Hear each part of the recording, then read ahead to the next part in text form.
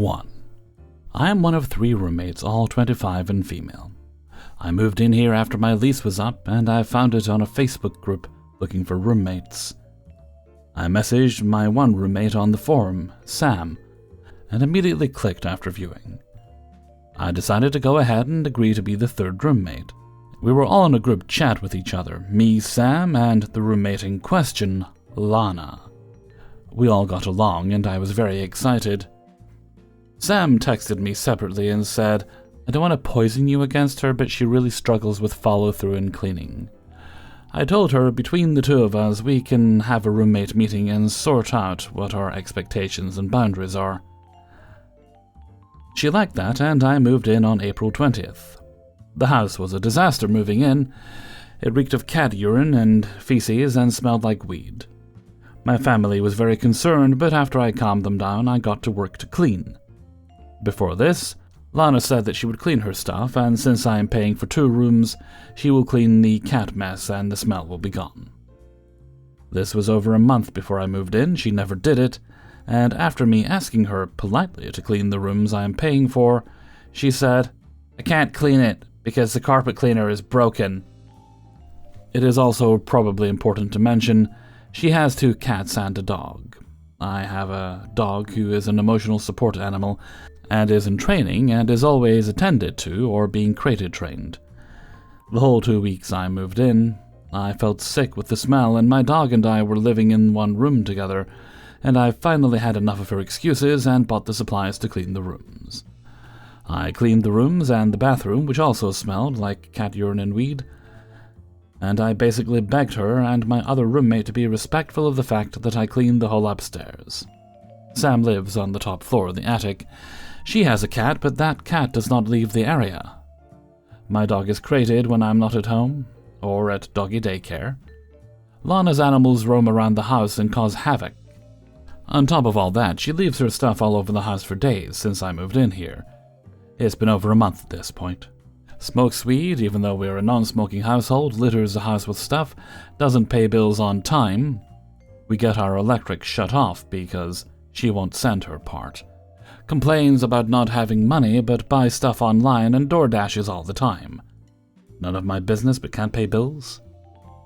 Absolutely refuses to meet up with us about concerns, doesn't control her dog, so her dog comes at my dog. And our landlord is coming to inspect. I wouldn't be surprised if all the mess in our porch gets us a fine because it's against neighborhood regulations. I'm so exhausted and stressed, and I can't live like this. I feel horrible every day, and I don't like eating here, and I can't stand her and her constant disrespect. I've tried to like her or talk to her, but nothing gets done. Side note, she broke our washer. Landlord only provides hookups, so we are screwed. I don't want to lose my deposit, and I want to leave. She's incompetent and probably stupid because she doesn't understand how a lease works. My pet fee is waived in my state because of ESA. I think that's federal.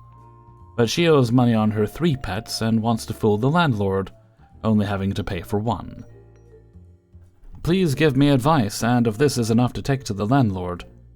I have taken pictures, and I have texts, receipts, and my roommate Sam and I are on the same page. Thank you. Hellfreezer's note. If she's treating the house as badly as that, and you have all that evidence, I think it definitely is time to go to the landlord and explain the situation. You and Sam both want her out. Well, her and her pets out. You're both abiding by the terms of the lease and treating the apartment with respect and keeping it clean, but she is not, which is not only causing difficulties for you and Sam, it could have long-term consequences when you 3 all leave eventually and they're trying to rent the place out somewhere else, and it stinks. I'd make your case to the landlord, and they might be able to kick her out and help you get someone else in. 2. About 2 years ago, I rented my first apartment with help from my grandmother. I live in a major city, and I was 21 at the time. So yeah, you could imagine the living conditions were out of good times. I asked a high school friend of mine if he wanted to be my roommate to get out of his mom's house, which he agreed. We never really hung out a lot in high school, but had known each other since middle school. I thought it was a perfect match. Now keep in mind, he did not sign on the lease. I asked him numerous times before he came down with me to sign, but he would always go ghost or respond late. So I was solely on the lease. Now, I made the very rookie mistake of having a split of $600-400 for a $935 rent payment. I didn't include utilities because I was very naive. So after a first accidental missed payment and a day in the dark, I had asked if he would mind renegotiating since it was taking too much from my pockets to keep the lights, gas, and internet on. These are important things for him to play my PS4 while I'm at work. Now, a couple of months into living together, an old friend of his had come to the state from Ohio. He had always had a crush on her that I wasn't privy to, from what she said, but that was a long time ago. I come home from work one day, irritated that he didn't clean the bathroom before bringing company over to stay. So while I was cleaning the bathroom and he was at work, she comes in and we got to talking, and, ironically, she finds the fact that I'm cleaning attractive from the vibe she gave off. Your mom wasn't lying. So eventually, we spent a few nights together during her stay. We're playing 2K together, driving around, smoking, and just vibing hard. We connected. But it wouldn't work because she had to go to Florida, and I wasn't really ready to date someone with kids. After she left, my friend became pretty distant. And that's when he became my roommate, I guess. I suppose he thought they were going to get that time to spend together, which, to be fair, she spent time with Bro too. I was under the impression that they were long friends. I didn't know Bro was in the friendliness with this girl since they were kids. He never expressed that. Moreover, it wasn't like I had put on the Isley Brothers and busted out my red velvets as soon as I saw her. She came on to me, and I received. Enough said. After this is when he got into a relationship of his own. He would bring her over every night, to the point where she had sort of moved in. I wouldn't really care too much if I wasn't pretty much keeping the lights on by myself at this point. Yeah, he'd pay his rent, which barely put a dent in anything. I was always the one broke, working 2 jobs with no car just to have this space. For him to just so blatantly move someone in as if he ran the show, I just laughed. I felt like the clown, though. To make the situation worse, we knew her from high school, too. Back then, I did not like her very much, and made that very known to my friend group, who all drooled over her. However, I'm not going to judge you for high school when we're in our early 20s, and you're dating my friend. And this would always come up again and again, like I was in a crappy CW show or something. Anyways, long story short, I asked Mans to move out after she became pregnant. This is because he had the nerve to act as if I was scamming them, or whatever they thought. Literally how, if the rent you share barely covers anything. At this point, I had my much better job that I'm still working, so I told him straight up one day, but then he had the nerve to ask to see a copy of my lease. I chuckled loud enough for this girl to heed me, and reminded him that he hadn't signed anything, probing his memory. Dude went back to the suburbs to live with his or her family, and I moved back in with my grandma, so back to the drawing board for now. 3. Hi all, I need some advice. I'm a 19-year-old female, and my roommate is a 21-year-old male. We're having to live with a completely rude and inconsiderate roommate who is 25 and male, John. When we first moved in, my initial feeling was that he was going to be trouble. In the beginning, he would make overly sexual remarks about the girls he was seeing to me and my other roommates. This made us obviously very uncomfortable, but we didn't say anything at first except to each other. Eventually, one of our roommates moved out because he graduated school. He would also leave dirty dishes, never refill the Brita, which he broke, and never cleaned the stove. All this was stuff that was annoying, but wasn't that big of a deal. I then started noticing that when the parking lot was filled, instead of parking on the street like everyone else, he would park in the handicap spot. One night my boyfriend, 21, got a parking warning for parking too close to a fire hydrant. When walking into the apartment, John wasn't there. He started to talk to my boyfriend, and then when he found out about the parking warning, got scared and said, "Oh no, I hope I didn't get one." At this point, I had been thoroughly fed up, as I had made comments on it before, as I am someone who has a disability and I can't get a parking pass because I don't have a visible disability, Ehlers-Danlos syndrome. I had said, well, you shouldn't be surprised if you do, since you're constantly illegally parking in the handicap spot.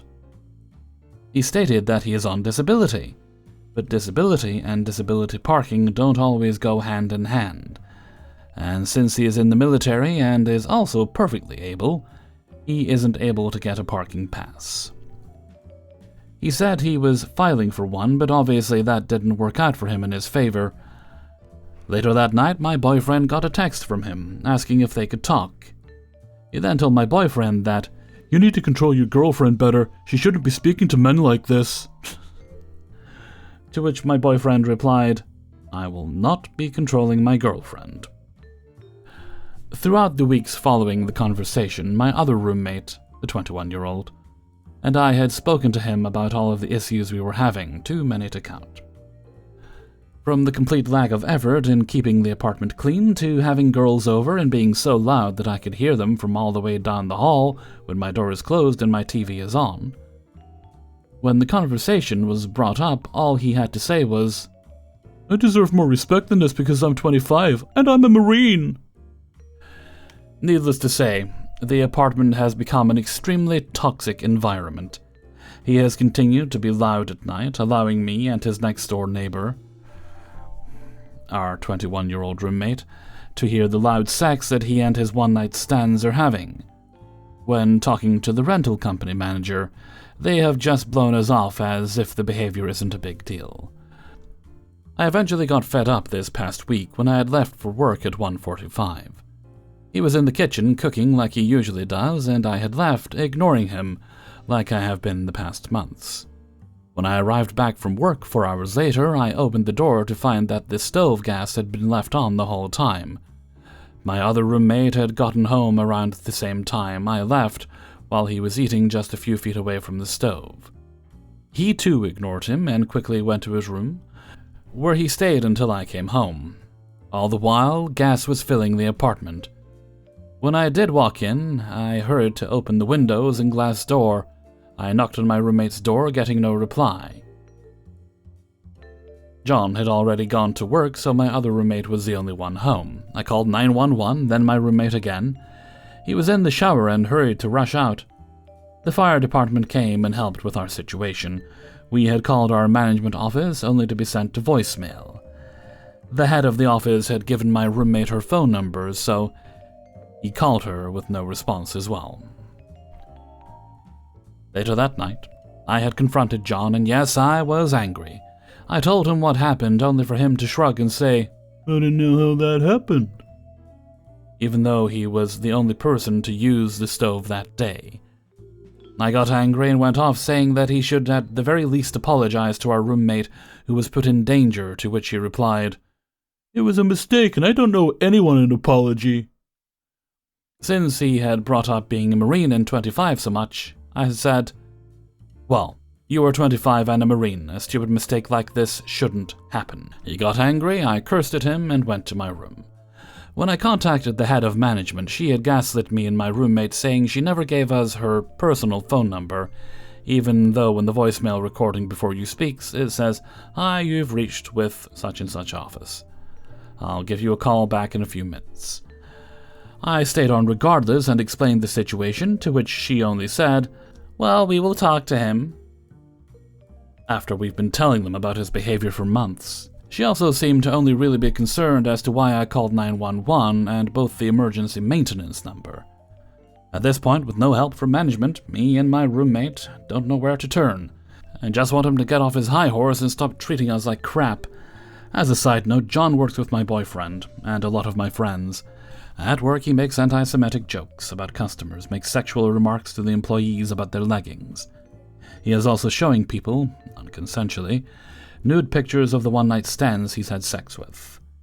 Yet, after all these things, nothing is being done about him. What should and can we do?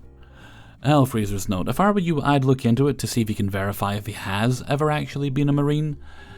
Because if he hasn't, and he's claiming to be, that's something known as stolen valor, and it's very much frowned upon. But you did remark in a comment that he's moving out in June, so the problem is essentially fixing itself there. The best thing you can do really is just ride it out, unless you have another opportunity. Although you and your other roommate might want to actually look at getting another place, it doesn't sound like the people running the place you're in currently are doing that great of a job, so as soon as that lease is up, well, not as soon, before obviously, because it can take a bit of time, look for something better. I hope it all works out for you both. 4. Got into the newest building, built in 2010, versus the remaining 3 buildings built in 1940, and not updated since. And assigned to a setup with 7 other women.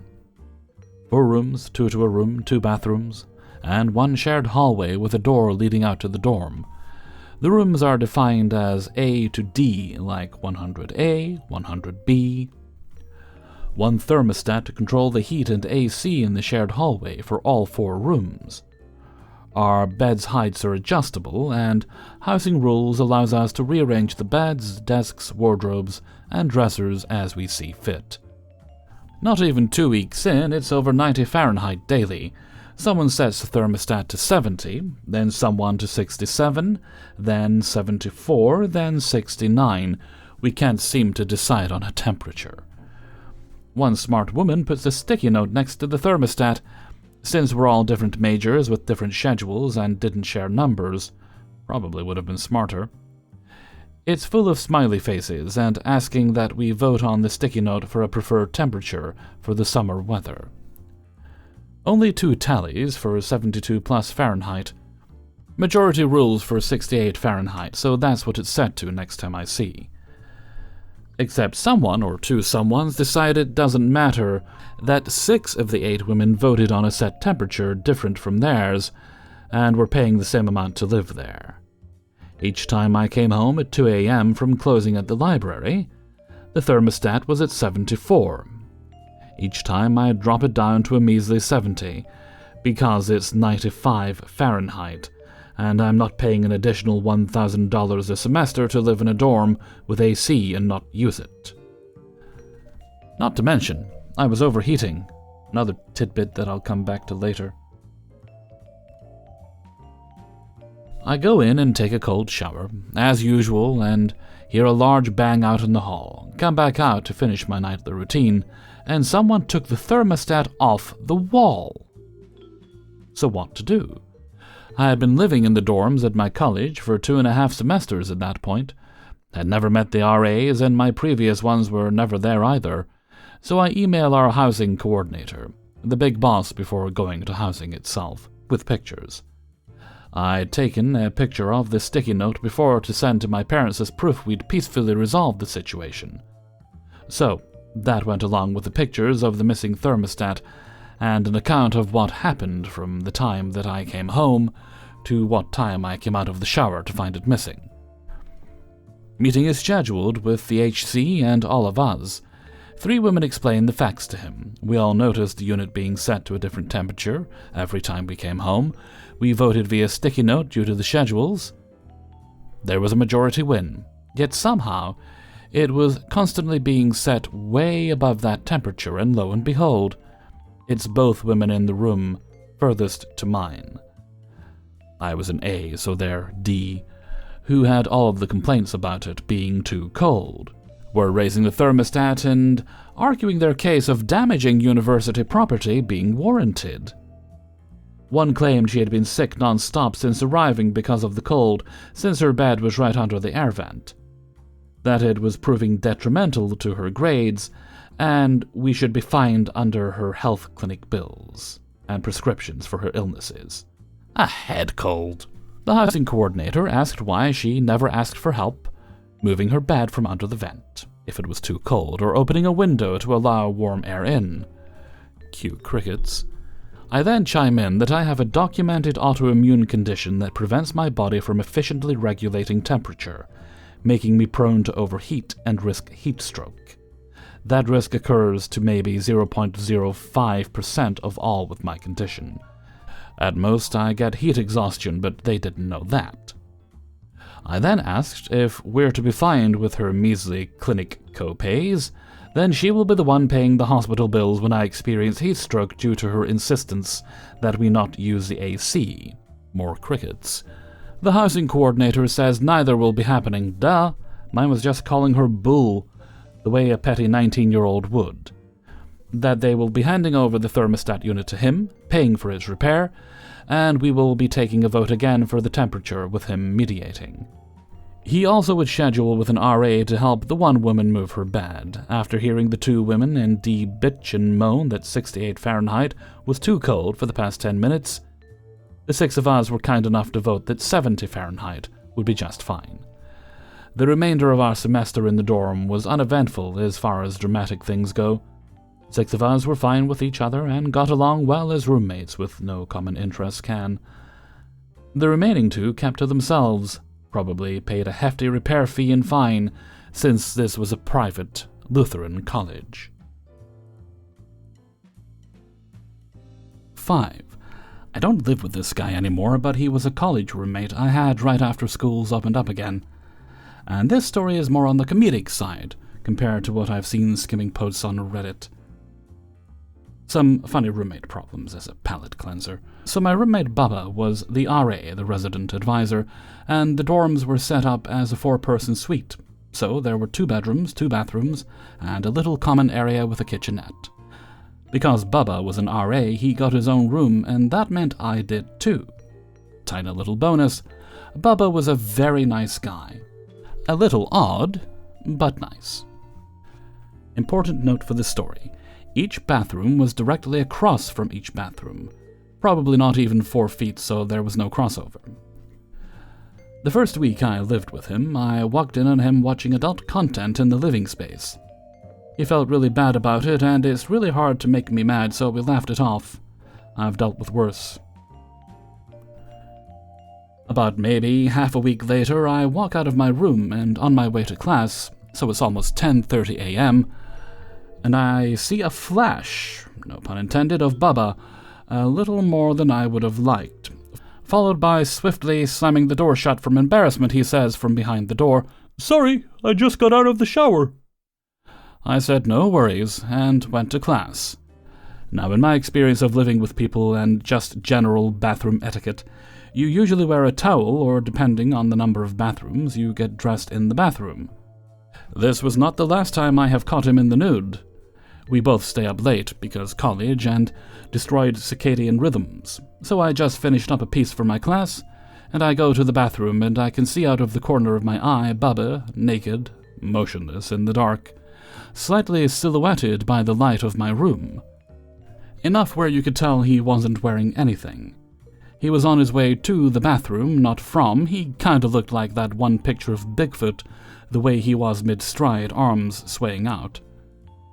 I didn't say anything and just continued the 4-foot gap to the bathroom, and we never spoke of it. There were probably like 2 other times it happened specifically, but my personal favorite story was, I had just gotten home from work, around like 2 a.m., because it was a popular restaurant and bar that was open pretty late. I go to my room to get a towel, and a change of clothes to shower. And I see, next to the open mini-fridge, Bubba, crouching, naked, not moving. I can only assume he's hoping I don't see him. Like the T-Rex in Jurassic Park. I just stop, turn around, and close my door. So those are my stories from one of my roommates I've had. Not the worst, not the best. I'd give him a solid 7.5 out of 10, because we both minded our own business. Like I said, it's really hard to make me angry. There were times he tried to make toast in the microwave and set off the smoke alarms. Twice, but other than that, Bubba was nice. After that school year, I moved off campus with my best friend that I'd met. We'd originally been randomly roomed together pre-COVID era, but yeah, thanks for listening. I hope you enjoyed something slightly less traumatic than the other horrors I've seen. Hellfreezer's note. I've got to wonder why old Bubba couldn't just, slide on a pair of shorts or, just like exercise pants or something. Or even just keep a bathrobe in his room. Maybe he was a bit of an exhibitionist, and the risk of getting caught was a bit of a thrill for him. but the actual act of getting caught was embarrassing enough that he felt bad about it. Either way, as you say, it didn't sound too bad otherwise, so fair enough. Hey everybody, Hellfreezer here, and thank you very much for listening to Bad Roommates, episode 18. And thank you very much to everybody who allowed me to use their stories in this video. Before you go, please do hit the like button and share the video around. If you'd like early access to these videos, you can get that by joining me on my Patreon page, which is linked in the description. You get links to all the videos posted there on a Monday. You'll also find links in the description to the Hellfreezer merchandise store on Teespring, as well as the Hellfreezer Discord. Also my email if you want to send stories or have any business-related inquiries. And if you especially enjoyed today's video, then you can leave a tip by clicking on the heart with the $sign underneath the video, but you don't have to do that, although I do appreciate it. Okay, let's move right along to Hellfreezer's question of the day. And today's question is there anything out there where you prefer the substitute to the original? It could be a foodstuff, could be a product, anything at all. Like Jaffa Cakes, I think in some ways, depending on my mood, I prefer the really cheap store brand Jaffa Cakes to the original because they're almost a little hard in some ways. So a little crusty on the bottom, and that to me is actually quite nice. Although I've not been able to find the ones that Morrison's used to do for quite a while. I guess they were a little too cheap. Let me know what you think in a comment below, and before we go, let's have the answer of the day from a previous video. And this was in relation to jobs in your garden that have to be done this summer that you keep putting off. And today's answer comes from Nova Brilliant. We actually have started getting the raised beds for our vegetable garden. My husband Steve did the majority of getting things set up. We are still working on making things look presentable, but a lot has been accomplished so far. Well done to you and Steve, Nova Brilliant, and thank you very much for your answer. And with that, I'm going to head off for now, because it's a warm day today, a nice warm day, but a little clammy upstairs, so I'm heading down to get a nice cool drink and to make the rest of these videos. So until next time, thank you very much for listening, and take very good care of yourselves.